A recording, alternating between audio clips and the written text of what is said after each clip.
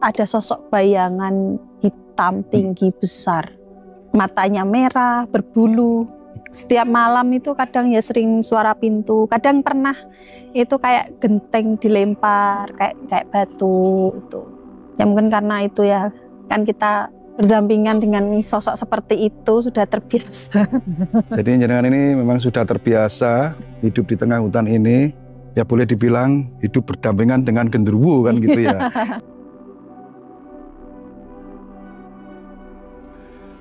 Assalamualaikum warahmatullahi wabarakatuh, teman-teman. Jadi di kesempatan hari ini saya berada di wilayah Pacitan, tepatnya di Desa Bomo ya, Kecamatan Punung, Kabupaten Pacitan, Jawa Timur. Dan saat ini kita akan mencoba mereview sebuah lokasi yang dimana ada sebuah rumah di bawah jurang, di bawah lembah yang dikelilingi perbukitan atau gunung. Dan di sana tinggallah seorang wanita ya, sendiri, mungkin bersama keluarga atau apa. Tapi informasi yang kita terima, wanita tersebut tinggal sendirian di rumah tersebut. Ini benar-benar berada di dalam jurang atau di dasar lembah. Nah, untuk mengobati rasa penasaran ini, kita langsung saja menuju ke lokasinya.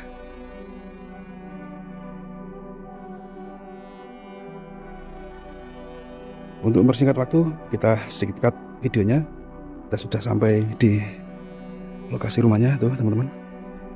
Jadi rumah ini sendiri di sini, di dasar jurang atau di dasar lembah.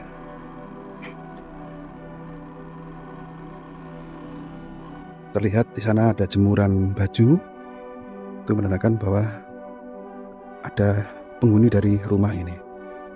Coba kita mendekat, kita bertamu, mudah-mudahan yang punya rumah ini ada.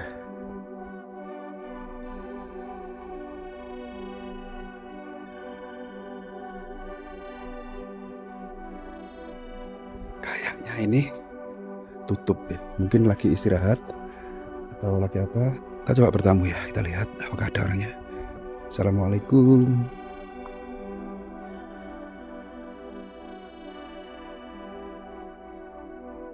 Kayaknya tutup. Di situ lihat ada jamban atau kamar mandi.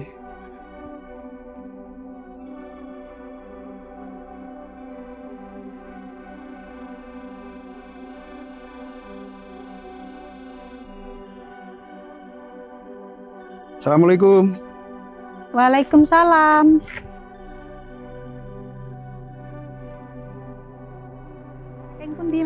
Saya dari Jawa Timur, nggih, ngapunten. Nggih. Nah, ngerepoti jenengan lagi apa? Kasih makan kambing. Makan kambing. Nggih. Boleh kita ngobrol sebentar? Nggih, monggo. Jadi ini kita sudah sampai ya di mana, di sini benar-benar satu rumah yang berada di bawah jurang. Karena ini benar-benar dikelilingi perbukitan ya, teman-teman.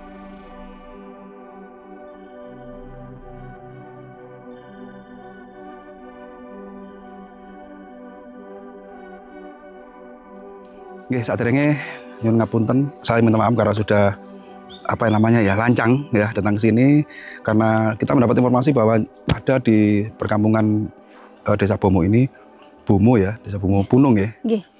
Ada hiduplah seorang ya warga yang tinggal di sini. Tapi jenengan tinggal di sini bersama siapa? Bersama anak, cuma berdua. Berdua aja? Nggih. Dulu juga ada suami, karena suami merantau, jadi ya berdua sama anak. Jadi suami jenengan merantau ya? Nggih. Merantau di mana, Mbak? Merantau di Jakarta. Jakarta. Nggih. Jenengan tinggal di sini sudah berapa lama? Sudah dari kecil saya tinggal di sini. Oh, jadi dilahirkan di sini. Orang tua sekarang? Orang tua sekarang tinggal sama kakak, kan bertiga saudara. Cuman karena saya di sini ditinggal di tempat kelahiran, jadi sewaktu nanti kalau orang tua mau pulang kan ada tempat tinggal di sini. Jadi saya di sini cuma berdua. Ya, jadi rumah ini tinggalan dari orang tua jenengan. Ya. Paling asma sinten, Mbak? Mbak Ayu. Mbak Ayu ya. Jadi Mbak Ayu ini tinggal di sini bersama anaknya. Kelas berapa sekarang? Sekolah kan? Kelas 1 SMP. Kelas 1 SMP. Ya. Nggih, satu putri nggih. Ya. Yang menemani jenengan sehari-hari di rumah ini. Monggo, pinarak wonten mlebet. Gini, siapa namanya, Mbak Ayu? Nggih. Karena jenengan sudah menyampaikan nggak ada suami, jadi nggak enak kalau kita masuk ke rumah. Ya unggah-unggah wong Jawa kan gitu, Nggih, nggak ada nggih. suaminya kok kita main ke dalam. Kita ngobrol di sini kan nggak apa-apa. Nggak apa-apa. Saya penasaran rumah di tengah jurang ini, apalagi jenengan tinggal hanya berdua, ya kan? Jadi tinggal berdua di tengah hutan di dalam jurang hanya dengan anak. Ini yang menjadi keunikan dan rasa penasaran saya untuk mereview datang ke sini, gitu loh Mbak Ayu. Untuk kehidupan sehari-hari seperti menyekolahkan anak, seperti makan sehari-hari itu jenengan dari kiriman dari suami ya? Iya. Istilahnya kalau di sini itu kan namanya di kampung. Jadi ditinggal sama suami, merantau itu sebetulnya untuk membantu perekonomian. Dan setiap bulannya juga suami juga mengirim uang. Dan di sini pun saya juga setiap hari itu tani, kehidupannya juga tani. Jadi ya ada nanam cabai, nanam jagung, kacang. Jadi nanti hasilnya itu bisa untuk nyambung sebelum suami mengirim uang. Untuk menyambung hidup gitu ya. Iya. Tanam apalah polowijo lah. Iya. Di samping itu juga beternak kambing kan gitu ya. Nah, termasuk wanita yang kuat dan wanita pemberani dengan menghadapi kesunyian hidup sendiri di tengah hutan ini sangat saya akui luar biasa sekali. Jadi selama dari kecil di sini mungkin ya karena sudah terbiasa ya dari kecil hidup di hutan seperti ini, jangan sudah terbiasa. Jadi kalau saya sendiri tinggal di rumah seperti ini mungkin saya rasa nggak kuat. Mbak Ayu, tingkat kesulitan atau yang jenengan rasakan ketika hidup di hutan seperti ini, itu kesulitannya itu apa Mbak?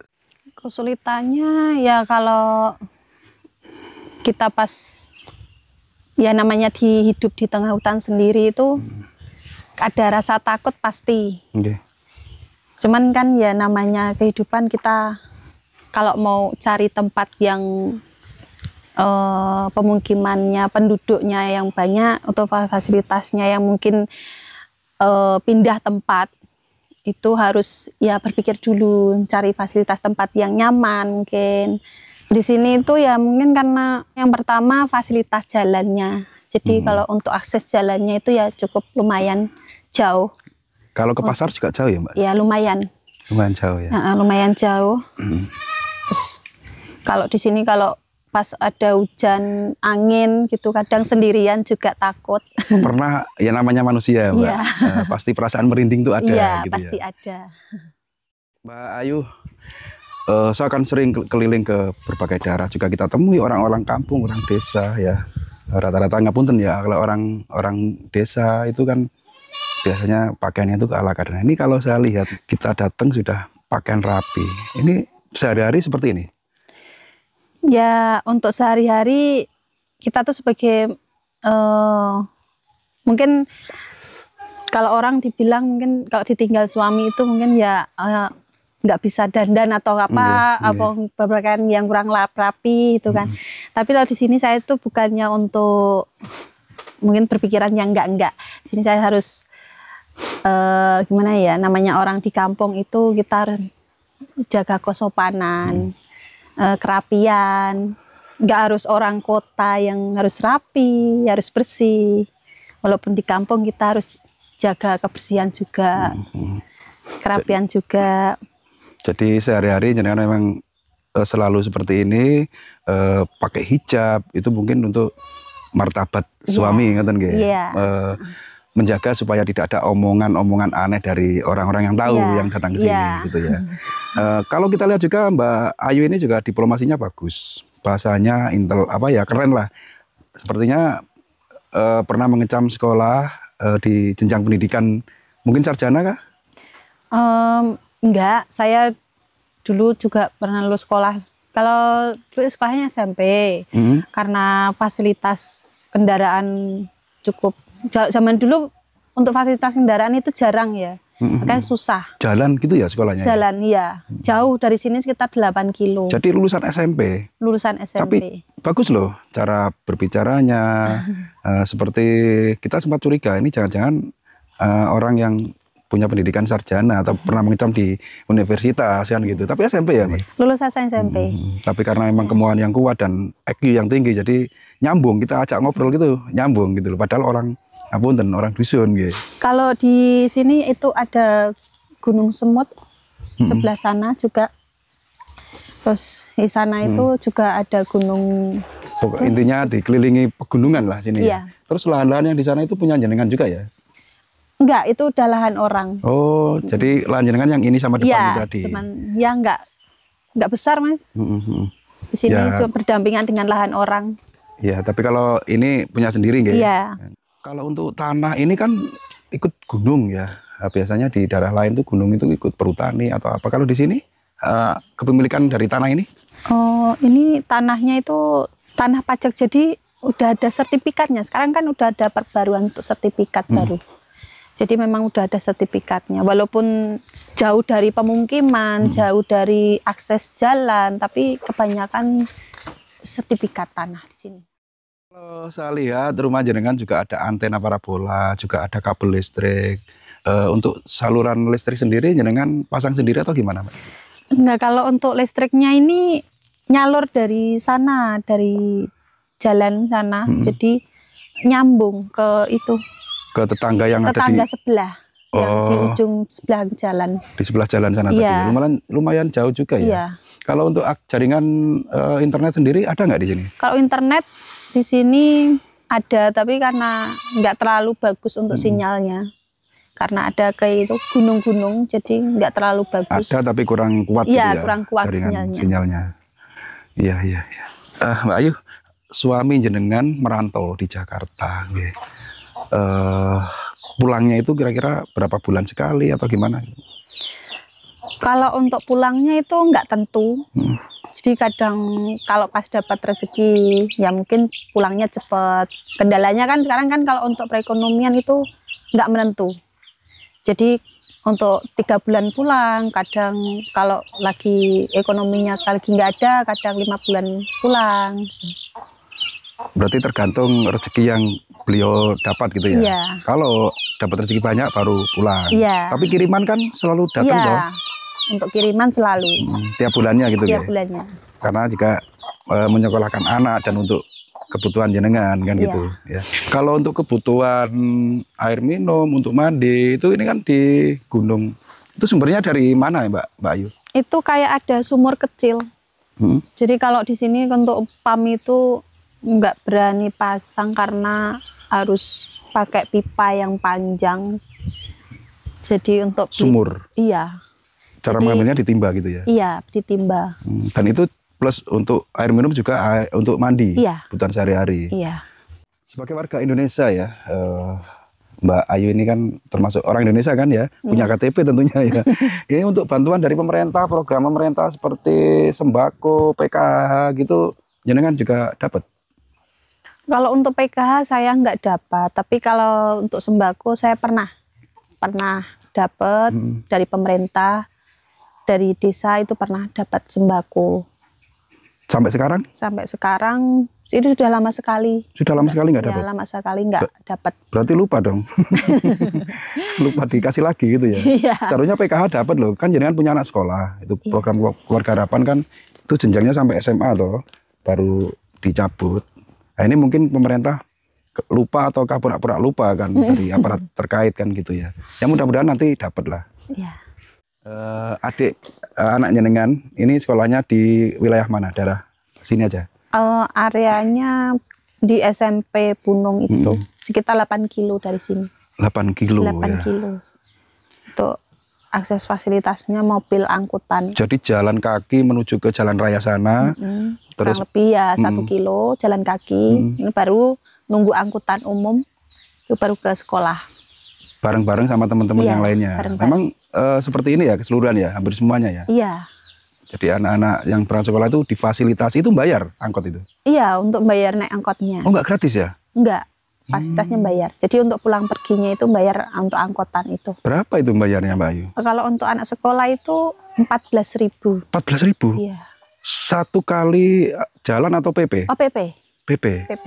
Berarti jenengan setiap hari di saat jam sekolah itu harus mengeluarkan uang 14.000, hanya transportnya ya? Untuk transportnya. Belum uang jajannya belum. Ini? Jadi kebutuhan jenengan di sini juga pengeluaran juga banyak loh ya ternyata. Nah, karena ya itulah kebijakan pemerintah yang tidak merata. Seharusnya kan dikasih sarana untuk anak sekolah itu harusnya angkot gratis kan gitu ya. Iya. Harapannya mungkin seperti itu. Iya, harapannya seperti Biar itu. tidak terlalu membebani lah. Kita sebagai rakyat pinggiran termasuk jenengan ini kan perlu banget bantuan seperti itu. Walaupun sepele tapi sangat bermanfaat kan gitu ya Mbak. Iya. Kalau untuk ke mana itu untuk belanja ke pasar, ini kan lumayan agak jauh dari jalan raya. Mbak Ayu ini kalau ke pasar tiap hari kah atau gimana? Untuk ke pasarnya nggak setiap hari. Jadi kalau untuk ke pasar itu karena kita mengingat pasar itu cukup jauh jaraknya. Jadi ya mungkin 2 minggu sekali atau kadang sebulan sekali kalau nggak ada hasil tani yang nggak ada yang dibawa. Jadi tergantung kalau kita ada hasil tani yang bisa dijual baru kita ke pasar. Oh jadi apa ya, ke pasar itu plus jualan hasil tani. Seperti sayur-sayuran gitu ya. Iya. Baru nanti pulangnya bawa sembako untuk dimasak 2 minggu sekali atau 1 bulan sekali gitu ya Mbak. Iya. Jadi setiap harinya itu ya kalau seandainya nggak ada sayur ya mungkin apa yang di sekitar pekarangan rumah aja. Yang bisa dijadikan uang. Cabai atau apa gitu. Iya. Ya mungkin kalau mau masak mungkin ada daun singkong. Ya, kalau untuk lauk ada pepaya. Sayurannya di sini saya yakin komplit karena di sini hutan. Tapi untuk lauk pauknya kan ya masa setiap hari makan ayam tok, kan ayamnya banyak ini ya.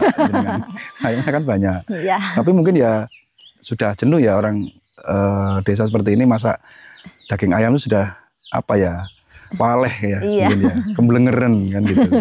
Perlu beli tongkol atau tahu kan gitu ya. Kalau orang Melijo nggak ada ya sini ya. Ngerti kan Melijo? Nggak ada sini. Orang keliling itu. Kalaupun ada ya jelas wega toh. Hanya satu rumah soalnya kan gitu. Iya. Masa mau ngelayani jenengan tok kan gitu. Iya. Ini saya sangat salut, sangat kagum sekali seorang wanita ya hidup bersama anaknya, tinggal di bawah jurang, lembah dan dikelilingi gunung. Bisa dibilang ini di tengah hutan. Pernah nggak rasa takut itu jenengan alami di saat-saat tertentu atau gimana gitu Mbak Ayu? Karena di sini itu cuman sendiri atau rumah saya itu cuman sendiri ya, di sebelah sana itu ada kayak kuburan atau pemakaman. Jadi cuman jaraknya 1 kilo dari sini, nggak sampai 1 kilo. Pernah kejadian malam itu kayak orang habis meninggal itu. Pas itu hujan besar. Nah itu kayak ada angin kencang. Ya namanya kita di hutan sendiri pasti ada rasa takutnya, itu pasti.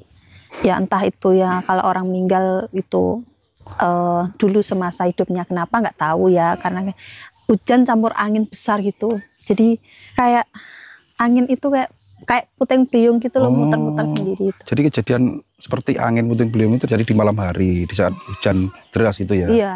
Itu ketika ada orang meninggal. Iya. Mungkin orang itu masa hidupnya jahat atau apa gitu ya, sehingga connect antara di alam kubur sama di alam nyata itu jenengan bisa merasakan getaran dari, boleh dibilang itu siksaan di alam kubur, ngoten nggih? Tapi ya ini dugaan seperti itu. Okay.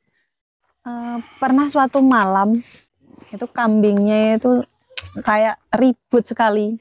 Mungkin kalau orang di apa kan ada orang lewat atau apa gitu kan. Kalau di sini saya lihat keluar itu ribut sekali kambing itu. Setelah saya lihat itu kayak ada sosok bayangan hitam tinggi besar itu di ujung sana.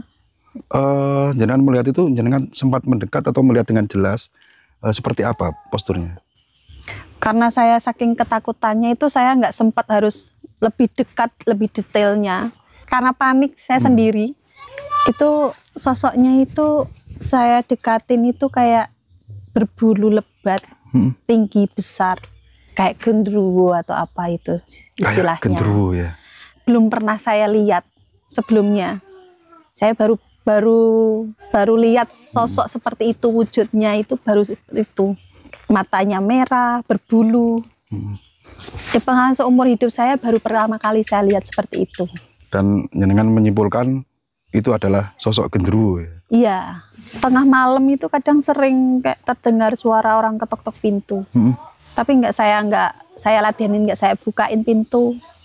Karena ya saya tahu kalau di sini itu nggak mungkin kan tengah malam ada tamu yang datang karena saya juga sendiri di sini. Kadang pernah itu kayak genteng dilempar, kayak batu. Kan kita sering berdampingan dengan sosok seperti itu, sudah terbiasa. Jadi jenengan ini memang sudah terbiasa hidup di tengah hutan ini. Ya boleh dibilang hidup berdampingan dengan genderuwo kan gitu ya. Nah, mungkin genderuwo yang tidak jenengan respon dengan mengetuk pintu, dengan melempar batu, itu kan tanda supaya jenengan keluar rumah kan gitu ya. Supaya membukakan pintu, tapi jenengan keke tidak membukakan pintu. Luar biasa sekali pengalaman mistis yang telah jenengan sampaikan. Saya lihat jenengan tadi ngejar untuk menyampaikan ini. Mungkin ada rasa trauma mungkin ya, karena yang jenengan tunjukkan dekat sekali dengan lokasi yang buat kita wawancara ini, Mbak Ayu ya. Sebenarnya apa yang membuat jenengan kuat dan berani menghadapi godaan dari makhluk-makhluk tidak kasat mata yang pernah jenengan alami itu? Apakah jenengan punya pegangan ilmu atau pernah berguru gitu? Di sini saya tidak punya pegangan sama sekali, dan saya juga enggak punya apa-apa, kecuali saya harus berani dan saya harus yakin karena kita punya Allah. Dan di sini saya juga sholat 5 waktu. Jadi kalau kita takut itu kita harus sholat, mendekatkan diri kepada Allah. Jadi itu yang membuat jenengan sebagai seorang wanita kuat dan tatak gitu ya, menghadapi semua godaan yang jenengan alami di sini ya, dengan mendekatkan diri kepada Allah dan sholat 5 waktu tidak pernah putus. Karena pada dasarnya makhluk-makhluk seperti itu kan derajatnya itu lebih rendah dari manusia. Derajat kita itu lebih tinggi dari makhluk seperti itu ya, Mbak Ayu ya. Oke Mbak Ayu, karena ini sudah sore, jadi saya mau pamit undur diri, dan alhamdulillah kita dengan bersusah payah tadi bisa sowan silaturahmi ke rumah jenengan ini. Saya juga mungkin nanti ada sedikit titipan ya, walaupun tidak banyak, mudah-mudahan bermanfaat. Dan doa saya buat jenengan dan anaknya, mudah-mudahan senantiasa diberi sehat, umur panjang dan keselamatan, baik itu siang maupun malam gitu ya Mbak Ayu. Amin. Saya mohon maaf sudah merepotkan waktu jenengan, menyita ini lagi tadi sedang ngasih makan kambing. Nggak apa-apa kan Mbak Ayu ya, tidak jadi teman-teman, untuk tayangan kali ini saya akhiri sampai di sini dulu. Tadi review kita di rumahnya Mbak Ayu bersama anaknya di sebuah lembah yang benar-benar ini berada di gunungan. Jadi kurang lebihnya saya mohon maaf apabila ada kesalahan, baik itu narasi yang kami sampaikan maupun tayang dalam video ini, karena sebagai manusia biasa tentunya tidak luput dari salah, silap maupun lupa. Saya doakan teman-teman semua mudah-mudahan dimudahkan segala urusannya, dilancarkan rezekinya, diberi keberkahan, selamatan dunia sampai akhirat. Saya akhiri, billahi taufiq wal hidayah. Assalamualaikum warahmatullahi wabarakatuh.